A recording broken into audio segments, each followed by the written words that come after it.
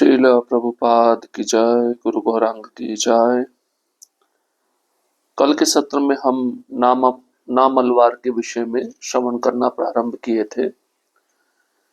नामलवार भगवान विष्णु के सेना नायक, जिनका नाम विश्वक्सेन है, उनके अंश माने जाते हैं और भगवान ने इनका आविर्भाव लोगों का उद्धार करने के लिए भेजा। 12 अलवारों में से ये अंतिम अलवार है और पहले के जितने अलवार हैं उन सबका शिक्षा का सारांश ये प्रस्तुत करते हैं। इनका जन्म तिरुनगरी में हुआ। विशाखा नक्षत्र था, वृषभ लग्न था, ताम्रपर्णी नदी के तट पर पांड्या राजा के तिरुनगरी में इनका जन्म हुआ और इनका मूल नाम मारन था। और परंपरा से ये परिवार भक्त परिवार में था। परिवार जो था परंपरा से भक्त परिवार में जन्मे थे और जब बालक के दिव्य रूप को माता पिता ने देखा तो वे आनंद विभोर हो गए थे। और बचपन के बारे में बताया कि ज्यादा दूसरे बालकों की तरह मानव प्रकृति के अनुसार कोई व्यवहार नहीं करते थे। आंखें भी नहीं खोली थी जन्म से, ना कुछ खाया था, ना कुछ पिया था और कभी रोए भी नहीं थे। केवल श्वास पे जीवित रहते थे। और षटकोप नाम इनका कैसे पड़ा? तो संसार की रीति चली आ रही है, कोई बालक जब जन्म लेता है तो षट वायु के द्वारा बाहर फेंका जाता है, सारे ज्ञान को भूल जाता है। लेकिन जब षट वायु इनको गर्भ से बाहर निकालने के लिए आई तो षट वायु को इन्होंने हुंकार देकर दूर हटा दिया, इसलिए इनका नाम षटकोप पड़ा। अब नामलवार इमली के वृक्ष के तले किस प्रकार की तपस्या में लीन थे। माता पिता 12वें दिन शिशु को मंदिर ले गए और भगवान श्री कृष्ण की संगनी श्री महालक्ष्मी के अर्चावतार विग्रह के समक्ष उन्हें भूमि पर लिटा दिया। उन्होंने देवी से प्रार्थना की, हे जगत जननी, ब्रह्मांड की माता, भगवान श्री कृष्ण ने हमें यह बालक प्रदान किया है। इस बालक का पालन पोषण करने वाली माता आप हैं। जहां तक इस बालक से हमारे संबंध की बात है तो हम केवल आपके प्रतिनिधि व दास हैं। आगे जैसा आप चाहें। अचानक उसी क्षण बालक ने अपने नन्हे चमकीले नेत्र खोल लिए और 6-7 माह के एक साधारण शिशु की भांति अपने हाथों और घुटनों पर चलने लगे। जब माता पिता, पुजारी व वहां उपस्थित अन्य लोगों ने विचित्र दृश्य देखा तो उन्हें अपने नेत्रों पर विश्वास नहीं हुआ। तो हमारी वैदिक संस्कृति में प्रथा है कि माता पिता शिशु के जन्म होने के बाद सबसे पहले उसको मंदिर लेके जाते हैं, जिससे उस शिशु को भगवान का आशीर्वाद प्राप्त हो सके। और भगवान श्री कृष्ण की कृपा से ही उस दंपत्ति को शिशु प्राप्त हुआ था। और भगवान श्री कृष्ण की संगनी श्री महालक्ष्मी का विग्रह, उसी के समक्ष उस बालक को, उस शिशु को माता पिता ने लिटा दिया और महालक्ष्मी के समक्ष प्रार्थना की, हे जगत जननी, ब्रह्मांड की माता, भगवान श्री कृष्ण ने हमें ये बालक प्रदान किया है। इस बालक का पालन पोषण करने वाली माता आप हैं, हम नहीं हैं। और जहां तक इस बालक का संबंध है हमारे साथ, हम तो केवल आपके प्रतिनिधि और दास हैं। जैसा आप चाहती हैं वैसा आप इस बालक का पालन करिए। इतना कहते ही अचानक उसी क्षण बालक ने अपने चमकीले नेत्र खोल लिए, जो पहले कभी खोले नहीं थे, और 6-7 महीने के एक साधारण शिशु की भांति अपने हाथों और घुटनों के बल वे चलने लगे। तो उस मंदिर में माता पिता ने दृश्य देखा, पुजारी ने दृश्य देखा, उस मंदिर में उपस्थित अन्य लोग जो दर्शन के लिए आए थे उन्होंने भी ये दृश्य देखा। अब ये दृश्य देखकर सभी लोग आश्चर्य में पड़ गए। उनको विश्वास नहीं हुआ कि जो बालक इतने लंबे समय से आंख खोल नहीं रहा था, किसी से बातचीत नहीं कर रहा था, चल नहीं पा रहा था, केवल श्वास पे जीवित था, उसने अचानक से आंखें खोल ली, चलने लगा अपने घुटनों और हाथों के बल पर।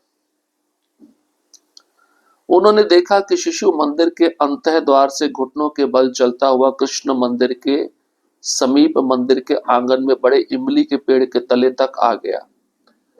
वह पेड़ के तले पर आकर रुका और एक ऋषि संत की भांति तपस्या की मुद्रा में हथेलियों को घुटनों पर रखे बैठ गया। उसने अपनी आंखें बंद की व ध्यान मग्न हो गया। वहां एकत्र हजारों लोगों के द्वारा प्रकृति की इस असाधारण लीला का साक्षी बनना कितना अद्भुत दृश्य रहा होगा। यह इमली का वृक्ष आदिशेष अनंत का स्वरूप है, जिस पर वैकुंठ में भगवान विष्णु स्वयं प्रसारित हैं। अब एक अद्भुत घटना घटी। वह शिशु अपने घुटनों के बल, अपने हाथों के बल रेंगते रेंगते चलता हुआ भगवान श्री कृष्ण मंदिर के नजदीक आंगन में बड़े इमली के पेड़ के नीचे आकर बैठ गया। पेड़ के नीचे आकर बैठ गया। और कैसे बैठा? एक ऋषि संत की जो तपस्या की मुद्रा होती है, उस मुद्रा में वह बैठ गया। हथेलियों को घुटनों पर रख लिया, आंखें बंद की और ध्यान मग्न हो गया। 6 या 7 महीने का बच्चा है। जैसे ऋषि मुनि तपस्या करते हैं, इस प्रकार की तपस्या वह कर रहा है। अब ये दृश्य वहां पे इकट्ठे हुए हजारों लोगों ने जब देखा, उस दृश्य के वह साक्षी बने, उस असाधारण लीला के वे साक्षी बने सभी लोग। कितना अद्भुत दृश्य रहा होगा। और वो पेड़ था इमली का, इमली का वृक्ष जो आदिशेष अनंत का स्वरूप है, जिस पर वैकुंठ में भगवान विष्णु स्वयं प्रसारित है। भगवान ने इनके आविर्भाव के पहले ही सर्दी गर्मी से इनकी रक्षा करने का प्रबंध करा दिया था। अपने आदिशेषन तिरुवनंदालवान को तिरुक्कुरुहूर में एक इमली के पेड़ के रूप में आविर्भाव करा दिया था। भगवान जानते हैं, भगवान के नित्य पार्षद हैं, तो भगवान ये भी जानते हैं कहाँ तपस्या करेंगे, तपस्या के लिए कौन सा वृक्ष चाहिए होगा। तो वृक्ष पहले से ही वहां पे प्रकट भगवान ने करा दिया था। इसकी यह विशेषता है, ये दिन रात जागृत इमली का पेड़ है। तमिल में उरुंगा पुल्ली, वह इमली के पेड़ जो नहीं सोता। इसके पत्ते हमेशा दिन रात खुले ही रहते हैं। यह पेड़ आजकल भी तिरुक्कुरुहूर आलवार तिरुनगरी के आदिनाथन मंदिर में है, जो इनका प्राकट्य स्थल है। तो ऐसा इमली का पेड़, रात्रि के समय उसके पत्ते बंद हो जाते होंगे और दिन के समय सूर्य की किरणों के कारण वो पत्ते खुल जाते होंगे। ऐसा साधारण पेड़ के साथ होता है जो इमली का पेड़। लेकिन ये पेड़ आदिशेष द्वारा रचित आविर्भाव के रूप में प्रकट हुआ था, उस भक्त को मदद करने के लिए तपस्या में। तो इस इमली के पेड़ के पत्ते हमेशा खुले रहते थे, इसलिए इस पेड़ को तमिल भाषा में उरुंगा पुल्ली बोलते हैं। ऐसा इमली का पेड़ जो कभी सोता नहीं है, अर्थात जिस इमली के पेड़ के पत्ते कभी बंद नहीं होते। बालक उस इमली के वृक्ष के तले तपस्या की मुद्रा में बैठा था, जिसके खोखले तने में पूर्व दिशा की ओर मुख किए कुछ खाली स्थान था, जो उन्हें वर्षा, सूर्य व मौसम से आश्रय देता। वह वहां निरंतर बिना कुछ खाए पिए 16 वर्ष तक बैठे रहे, परंतु उनमें पूर्ण ओज व दीप्तिमान आभा के साथ शारीरिक रूप से वृद्धि होती रही। उनके इमली के वृक्ष के तले आकर तपस्या प्रारंभ करने के क्षण से ही प्रतिदिन रात हजारों भक्त वहां आकर उनके मुख व नेत्रों को निहारते। वह एक तीर्थ स्थल बन गया, यह दर्शाने के लिए कि बालक आलवार सदैव आध्यात्मिक रूप से सचेत है। वे वहां तक कि एक क्षण भी नहीं सोए। वहां सदैव तेल का एक दीपक जलाया जाता। भक्त उसी स्थान पर दिन रात शांति पूर्वक व मौन होकर बैठे रहते। वे सभी बालक को तपस्या में बैठे देखने का प्रयास करते। बालक का वहां 16 वर्ष का बैठे रहना सबके लिए आश्चर्य का विषय था। माता पिता और दूसरों को इसका क्या पता है कि छठ को पूज्य मधुर कवि की प्रतीक्षा में है। इस बीच एक घटना भी हुई जिसका ज्ञान संसार के दूसरे लोगों को नहीं था। भगवान श्रीमन नारायण ने शनै मुदलियार के द्वारा षटकोप को सभी मंत्रार्थों का उपदेश दिला दिया था।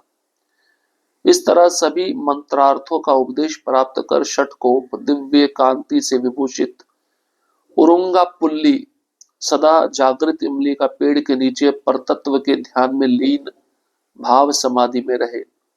इस तरह 16 वर्ष व्यतीत हुए।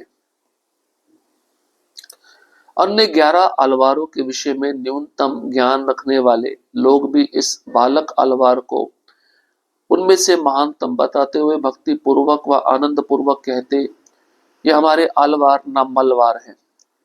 अलवार के ध्यान करने के ढंग, मुस्कान व हाव भावों के दर्शन से ही उनकी दिव्यता झलकती थी। अब वो बालक जब इमली के वृक्ष के नीचे बैठा तपस्या की मुद्रा में, अब उस वृक्ष में कुछ चीजें खास थी। उस इमली के वृक्ष का जो तना था खोखला था पूर्व दिशा की ओर से, तो पूर्व दिशा की ओर मुख किए हुए उस खोखले तने में जाकर नामलवार बैठ गए तपस्या करने के लिए, जो खाली स्थान था। और उस खोखले तने में जाकर बैठने का कारण क्या था? वो वर्षा से बच गए, सूर्य की किरणों से बच गए और अन्य प्रकार के मौसम से वे बच गए। इस प्रकार से वह खोखला तना इमली के वृक्ष का षटकोप को इन सब मौसमों से बचाता था।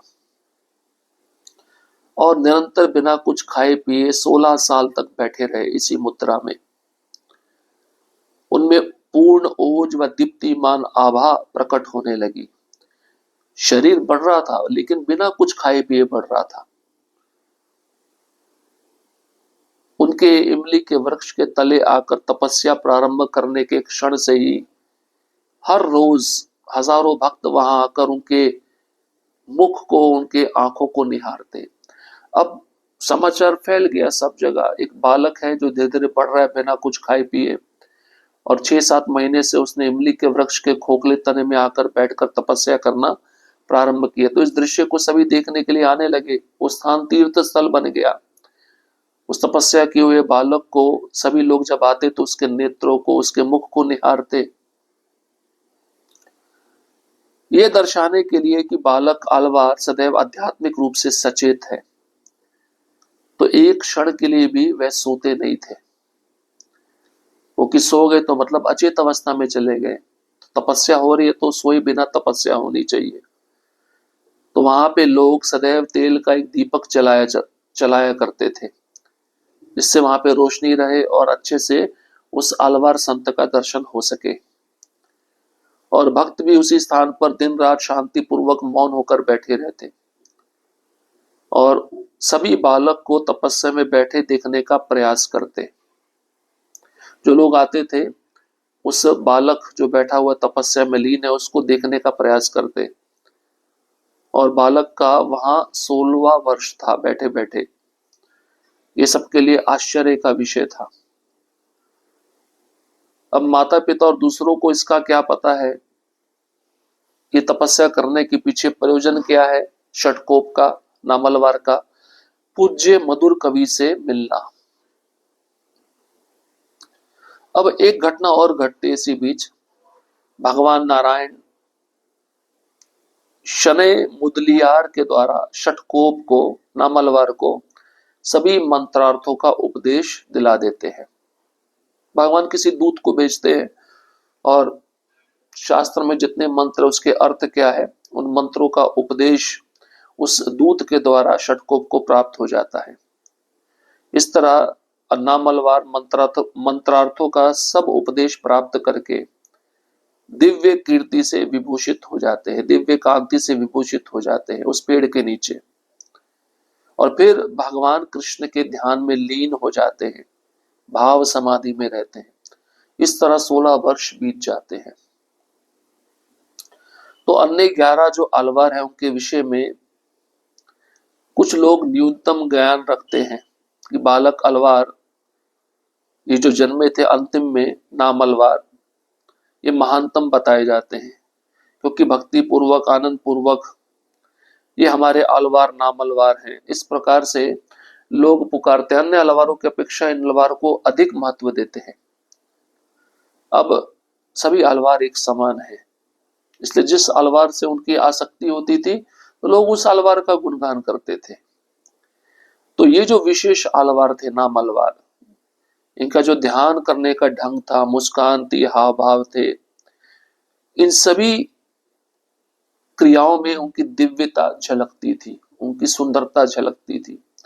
इससे पता चलता था ये बालक कोई साधारण बालक नहीं है, कैसे बिना कुछ खाए पिए 16 साल तक ये समाधि में लीन है। जब से जन्म लिया तब से आंखें नहीं खोला था, लेकिन जैसे मंदिर गया तभी इसने आंखें खोली और उसी अवस्था में एक ही जगह बैठे बैठे ध्यान मुद्रा में सभी मंत्रों का उपदेश प्राप्त कर लिया। तो ऐसे महान साधुओं के जो क्रियाएं होती है, उनका हंसना, उनके हाथों का हाव भाव करना, उनका ध्यान करना, इसमें दिव्यता झलकती है।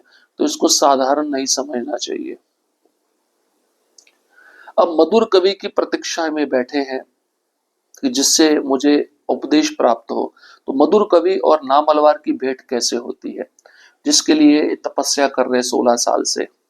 तो मधुर मधुर कवि कैसे आते हैं और किस प्रकार से नाम अलवार से भेंट करते हैं, उनको क्या उपदेश देते हैं, इसको हम अगले सत्र में श्रवण करेंगे। हरे कृष्ण कृष्ण कृष्ण हरे हरे, हरे राम राम राम हरे हरे। श्रील प्रभुपाद की जय, गुरु गौरांग की जय।